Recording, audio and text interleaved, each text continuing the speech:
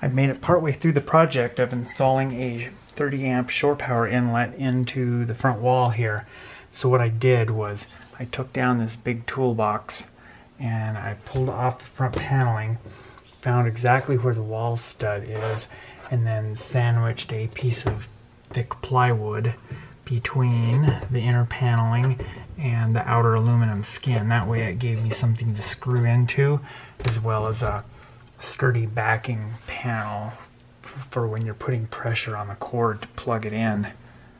And then looking at the outside, I have my 4 holes drilled here, and we're getting ready to screw this in place. So what I have is just a short end of an extension cord. It was something that was left over from somewhere, some project. And I mentioned earlier, this is a 30 amp.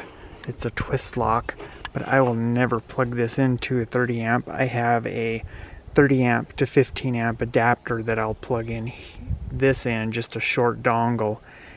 Now looking at the inside again, this big toolbox here has a power strip mounted in the side of it right there. And there's a cord that comes out of the back of the toolbox, and here it is right here. So I'll just tuck the rest of this cord down behind the toolbox, between the toolbox and the wall, and then plug those into each other. So having the shore power inlet down here where it's at, it frees up this area right there, so I can put some tool holders or paper towel rack or whatnot. And looking back at the outside, I have put a little dab of sealant in each hole, and then I ran a bead of sealant around the side, across the top, and then down the other side. And here's what the power cord port looks like when it's installed. Nice flip-up cover.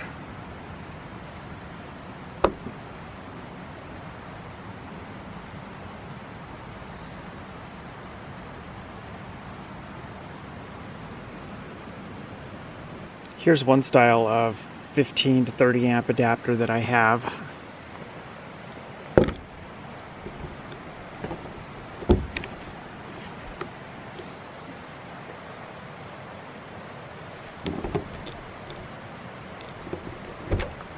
And here's another one that's a right angle.